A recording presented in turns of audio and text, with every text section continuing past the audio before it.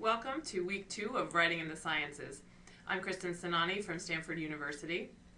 Last week we had an overview of 3 key principles of effective writing, and we talked about the first of those, which was cutting all the clutter, all the unnecessary words and phrases from your sentences. This week I'm going to focus on the latter 2 principles, which both had to do with verbs. So the first one is we're going to talk about the use of the active voice, and then we'll talk about writing with verbs, using strong verbs, avoiding turning verbs into nouns, and keeping the main verb of your sentence up near the subject, close to the beginning of the sentence. So what is the active voice? So the active voice follows the format subject, verb, object. And this is the way that we normally talk, right? We say, she drives the car, she throws the ball. It's a very normal way of talking and a normal way of writing. And if you, as you'll see in a minute, if you change over to the passive voice, it starts to sound very awkward. So I really want you to start thinking about using the active voice. And some of you may have learned, picked up along the way, the habit of using the passive voice. So to help break you of that habit, I'm going to suggest that next time you sit down to write, you actually kind of have this mantra in your head. You think subject, verb, object, subject, verb, object, subject, verb, object, and just kind of get that beaten into your head and remind yourself that you're supposed to write subject, verb, object. So again, the active voice is just subject, verb, object, and sometimes it's just subject, verb. It doesn't always have to have an object. All right, so contrast that to the passive voice. What does the passive voice look like? So the passive voice inverts that structure. It goes object, verb, subject, or sometimes just object, verb, and the subject is actually completely removed out of the sentence. And you can see it's a very kind of awkward way if you try to talk this way. You would say, instead of she throws the ball, you would say the ball was thrown by her, or the ball is thrown by her. And you can see that's a really awkward way to talk.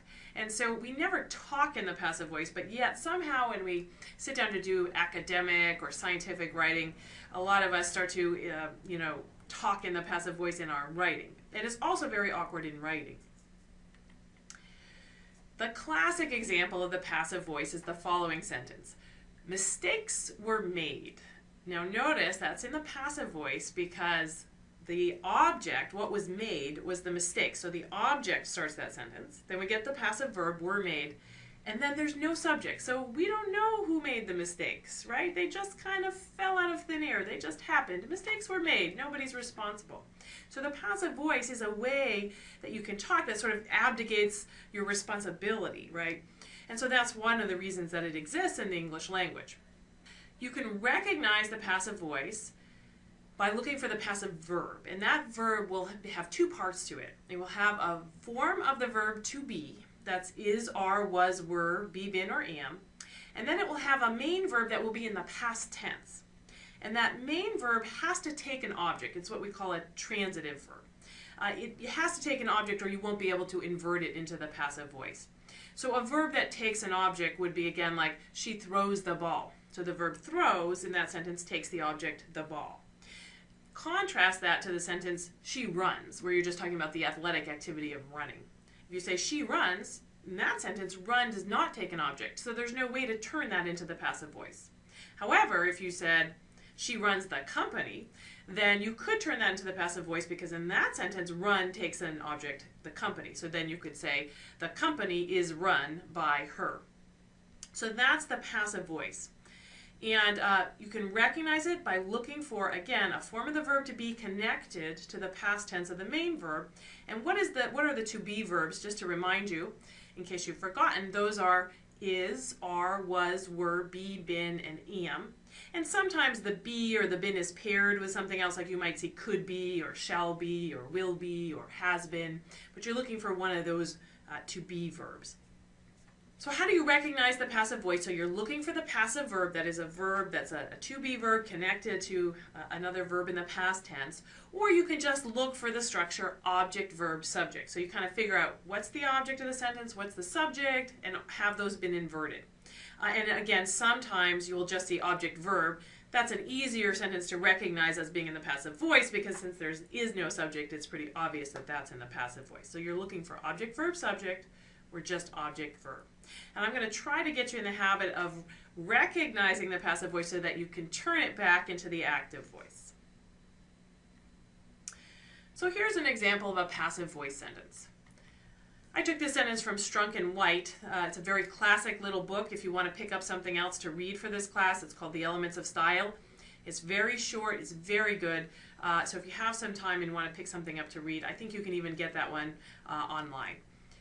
So they wrote the sentence, "My first visit to Boston will always be remembered by me." So you can see when you read that out loud how awkward and funny sounding that is, right? We don't talk in the passive voice. So that you can recognize that as the passive voice because it starts with the object. So you think about what was remembered. The visit was remembered. So the visit is the object of the verb remember. So here's my object. Then you get a passive verb. And again, you can recognize the passive verb because you have a form of the verb to be. So we've got will be. And then you've got the past tense of the verb that takes the object. So that's the remembered. So here's the verb. And then you get the subject at the end of the sentence. That's me, right? The subject is me in this sentence. So we get object, verb, subject. So how would you turn that back into the active voice? Well, of course, you would just say, I will always remember my first visit to Boston. That's a much more natural way to speak. And yet, in a lot of academic and scientific literature, we do this in our writing. We give that first version, my first visit to Boston will always be remembered by me. So you can see how funny that is and also how hard on the reader. So here's another example of a passive voice sentence. So it says, she is loved, which of course brings up all sorts of interesting questions like who is loving her. This is an example of a passive voice sentence in which there is no subject. So you can recognize the passive verb again because we have the to be verb is, and then we have loved, which is the past tense of love, which is a verb that takes an object. So you usually love something. So we get our passive verb there. And then you think about, well, what's the she in this sentence? The she is not the one doing the loving, so she is not the subject. She is the one being loved, so she is the object of the love. And who is loving her? Well, we don't know that. That remains a mystery. So this is an example of a passive voice sentence where the subject has been completely removed and leaving it to be, somewhat of a mystery. Here's another example of a passive voice sentence in which the subject has been omitted from the sentence. So it says, cigarette ads were designed to appeal especially to children. So notice again, we've got the passive verb, the were designed, and the object, what was designed, is the cigarette ads. Now, who designed them? Well, when you read this, it's almost like they just kind of were designed that way. It just happened. It wasn't intentional. Nobody did it. Nobody's responsible. It just happened that way. So you can see, again, why people might want to use the passive voice in some cases. It takes away the subject. It takes away the responsible party. So contrast to that passive voice sentence to the active voice version, which would be something like, we designed the cigarette ads to appeal especially to children. So you can see that when you turn things into the active voice, it forces you to then have a responsible party. So how do you turn the passive voice back to the active voice? So first of all, you have to recognize when a sentence is in the passive voice. That's the first step. Then to turn it back to the active voice, you have to ask yourself the question, who does what to whom? Who is the subject of that sentence? Who's the object? And you want to then invert that sentence back to subject, verb, object. In some cases, there won't be a subject. Some of the editing exercises we're going to do, there won't be a subject, so you might have to guess, that the subject is we or the authors of the paper. So here's an example of a passive voice sentence that we can turn back into the active voice. So it says, by applying a high-resolution 90-degree bending magnet downstream of the laser electron interaction region, the spectrum of the electron beams could be observed. So you can see that that's the passive voice because, well, first of all, we don't have a subject here. We don't know who's doing the observing. We know what was observed, the spectrum of the electron beams, but we don't know who was doing the observing. Then we've got the could be, that's the form of the verb to be, and then we've got the observed, the past tense of a verb that takes an object. So to turn this one back to the active voice, we kind of have to guess who's the subject of the sentence. Well, if this was coming out of a scientific manuscript, probably it's the authors who are writing the paper. So they could say something like, the active version would be, we could observe the spectrum of the electron beams by applying a high-resolution 90-degree bending magnet. So you have to identify the subject, in this case it's probably the authors, and they can use the word we in their paper. We could observe this. So turn that into the active voice.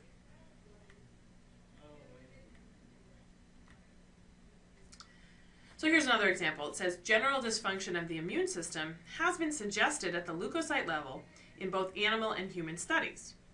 Okay, so again, this one's a little bit more hidden, but if you kind of look at it carefully, you can recognize it as passive voice because we've got the has been, that's the form of the verb to be, the suggested, and what's the object? What's being suggested? What's being suggested is this dysfunction of the immune system. What's doing the suggesting in this case is the studies, the animal and human studies. So to turn this one back into the active voice, we would put the animal and human studies first and have them suggesting this conclusion. So we would say, both human and animal studies suggest that diabetics have general immune dysfunction at the leukocyte level. And notice that when I wrote it in the active voice, I added this word, that diabetics. It actually kind of forced me to be a little less ambiguous. And the active voice often forces you to be more specific about what you're talking about.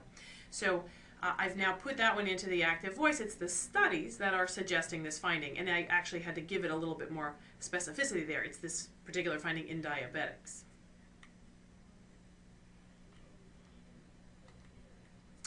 So here's another example. Increased promoter occupancy and transcriptional activation of P21 and other target genes were observed. Okay, so again, this is passive voice without a subject. So we don't know who was doing the observing. Obviously from the context of the paper, we could guess that. In this case, I'm going to assume it was the authors of the paper who were doing the observing. So we would turn this into the active voice by saying, we observed increased promoter occupancy and transcriptional activation of P21 and other target genes. And that's just a much more easy to read sentence, and all I've done is taken that first sentence, which was in the passive voice, and turned it into the active voice. And just that little change makes a big difference in the readability of that sentence. So here's another example in the passive voice. The activation of calcium channels is induced by the depletion of endoplasmic reticulum calcium stores. So you can see that the passive voice also is kind of like the cause and the effect come backwards, right? It's the effect was caused by the cause, right? So it kind of inverts everything. So we have to again think about, well, what's the subject here and what is the object? So the subject, what's doing the inducing, is the depletion of endoplasmic reticulum calcium stores. What's being induced is the activation of calcium channels. So again, we're going to want to turn that around. And turning this around, you'll see, is going to make this sentence a lot easier to read and a lot clearer. So we would say, depleting calcium from the endoplasmic reticulum activates calcium channels. And notice that I got rid of one of these extra words here because we had, you know, that the depletion was inducing the activation. And when you put it in the active voice, you can see that you've kind of got these two verbs. The induced and, well, activation is a noun that could have been a verb. So I took that activation and turned it back to the verb, and I got rid of the induced part because I didn't need to kind of say activates twice. So that makes that sentence a lot shorter, a lot crisper. So depleting calcium from the endoplasmic reticulum activates calcium channels. It's very direct.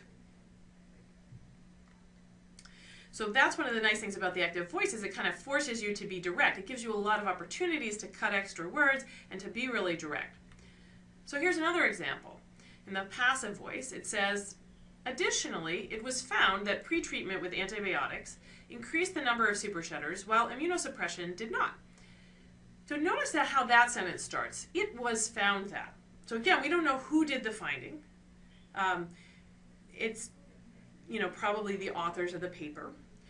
You could turn that into the active voice simply by saying, we found that pretreatment with antibiotics increased the number of supershedders. However, you could even be a little bit more direct. You could even do a little better than that because probably this is in the results section of their manuscript, and they probably don't need to start every sentence with we found that or it was found that. They can just say what was found. So they can actually, you can cut out that whole little kind of clearing your throat, it was found that, and just say directly what was found. So in that case, the pre-treatment with the antibiotics becomes the subject. It's the pre-treatment with the antibiotics that increases, that does the action, that increases the number of supershedders. So we could rewrite this one in the active voice, getting rid of completely the whole found verb, to pre-treating the mice with antibiotics increased the number of supershedders while immunosuppression did not. The preceding program is copyrighted by the Board of Trustees of the Leland Stanford Junior University. Please visit us at med.stanford.edu.